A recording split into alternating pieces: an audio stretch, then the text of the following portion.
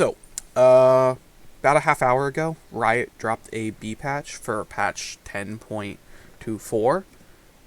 That's right, 10.24. So we're on 10.24B now. Some very minor balance changes meant to ease out the meta a little bit. Just quickly go through them all. So trait changes to Cultist. So Galio's getting nerfed, but kind of have to roll with the numbers here for me. So Cultist 3 Galio goes from 1,800. So just it's nerfs across the board to his health and nerfs across the board to his AD. There's really not a great deal to talk about here besides the fact there are nerfs, but there is an increase in the star multiplier. So like the number of stars you have, you get more stats for Cultist. So more stars, more stats. This means that more stars or even more stats now. I think what happened was when they changed the chosen mechanic for Cultists. So chosen mechanic used to add double whatever the star total was for that chosen unit. Instead, now it only adds +1. I think this is meant to kind of balance that out while still kind of bringing Cultists down to bare. So I've seen what the numbers kind of overall look like across the board for Cultists with this new multiplier change. Cultist 3 is getting a pretty good nerf. It's fairly notable. Cultist 6 a tiny nerf. You're probably not going to notice the nerf to Cultist 9. Keeper changes. So Keeper kind of skyrocketed up the ladder. I haven't had a lot of success with it myself, but it's getting nerfed. So the shield value for Keeper 2 and Keeper 4 is getting nerfed. I don't know if Keeper 2 really needed a nerf, but I do think Keeper 4 probably did. A more useful nerf is the Keeper 6 timing nerf. That's being nerfed down from 14 seconds to 12 seconds. That's probably a good change. I think this is where Keeper 6 was getting a lot of its powers, that the shields were just online for so long. So this is minor enough that I don't think it's going to be that debilitating to Keeper. I am concerned about this Keeper 2 nerf, though. This Keeper 2 nerf seems a little excessive to me. I know it's only 25, but it feels like it's going to be a lot more than it probably is. Other changes, Zed. So Zed's effectively being brought down to where he was before he got his last buff, which is probably fine. I don't think that buff really did a lot to Zed. I think it was more the fact that this is essentially Talon. Like, you have to realize the current Zed build is effectively Talon. It functions a lot like Talon. So, bringing this... When Talon disappeared, this became the Talon-like build that took the lead. So, this hopefully brings that back down to bare a little bit. I still think Zed will be very good, but I don't think it'll be top of the meta. I'm not even sure Zed is actually top of the peak right now. It's a good build. It's very good. I'm just not sold on it being the best build in this meta. I think this meta is very, very well balanced in terms of what's top tier and what's effective. Yone was out of control. I think I called that in my patch notes that this new Yone was probably going to be absurd. And I was right. You slap a blue buff and a gunblade on Yone, and he was just murdering people.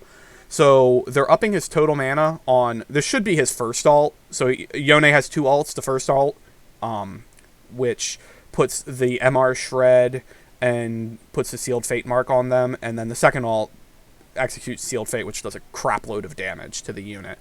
Essentially, you survive Yone 1 Seal Fate ult, and you don't survive Yone 2 Seal Fate ult. But Yone Seal Fate ult is 20 mana, if I recall. So what people were doing was they were just putting blue buff on him, and Yone 2 would just execute an entire team. And you give him Gunblade, and he gets all of his health back. It's pretty good. So my assumption is that this is to kind of tone that build down. Well, at the same time, the 90% MR Shred was absurd, and I think they rightfully changed that back to 60. This is a good change, but I still think Yone is probably going to be the best 5 cost in the game. That's including Azir. Azir is really good, but I think the nerfs to Azir combined with the buffs to Yone they gave last patch. The change in the functionality of Yone that effectively worked as a buff. Yone should still be the best stuff I call champion. Hurricane, this one I'm iffy on. So Hurricane damage multiplier, it used to be 60, and then they buffed it up to 100, and now they're bringing it down to 90. I don't think this is really enough to do anything, but I think there needs to be an understanding as to why Hurricane is actually as good as it is. In my opinion, air quotes, it's twofold. Well, really, yeah, it's twofold. One is that it triggers on hit effects, which works very nicely with, I believe, shade functions with Hurricane. I think. Don't quote me on that. I believe shade functions with Hurricane to trigger on hit effects, so you get shade off it. It gets tons and tons of damage off when you put a Hurricane on Zed, because he gets so much attack speed, and he's wailing on somebody while the Hurricane bolt's off killing something else. It's a lot of damage you get off of him because he has so much attack speed. The other part of Hurricane that I think it's less talk about and where Hurricane's really good is on lifesteal. When this got buffed up to 100% damage, one thing I was like, I think Hurricane's going to be pretty good with lifesteal. In particular, like, not a lot of champions actually run Bloodthirster anymore. A few run Hodge. There's not a lot of Bloodthirster builds anymore. But you see Hurricane put a lot on Warwick, who, when he triggers his ult, gains lifesteal. This is why people keep putting Hurricane on him, because it gets him way more health because he's doing additional on hit for 100% damage. I don't think this changes anything with Hurricane. I think Hurricane will still function like that.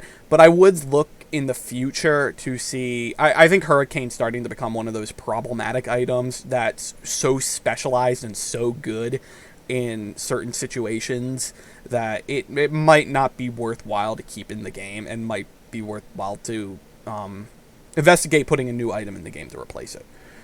We'll see. That's probably not happening anytime soon, but...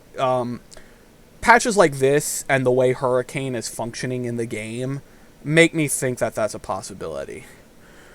Overall, how does this change the meta? Well, Zed got nerfed. Zed getting nerfed opens up a lot of the backline compositions a bit more, so I suspect you'll have a lot easier time playing sharpshooters. You'll have a slightly easier time playing Mage. I don't think Mage is a great build, but I play it sometimes because it's the fun and memey. And it transitions very well into Yone, because you make a Gunblade and a blue buff both on Vygar, and they both transition very nicely to Yone. But that's a tricky transition to make, I have to admit. But it's a fun one. Yeah, really the only impact here is this Zed nerf. This Zed nerf will probably impact the game a decent bit. And I think the Galio nerfs will probably bring down some of the Cultist openers. Based off the numbers I saw, and how I think this impacts Cultist 3 a lot more than it does 6 and 9. Cultist 6 is probably still going to be a good mid-game build, but Cultist 3 is probably not going to be the best in slot opener you can run. With a Chosen, I should add that. So that's about it for this B patch. I look forward to seeing what the next patch is, because it sounds like we're going to get some pretty juicy changes on the next patch. I'm really hoping. The one sad part about this patch was they didn't revert any of the changes they did to Talon. I was really hoping they'd bring Talon up just a tiny bit to make Enlightened a functional build, and it's just not right now. But this is a good B patch. I'm pretty happy with it. I think the Zed changes are very good to the game. It opens up sharpshooters, which should be a build anyway. Alright, that's it. I'm out. See you next time.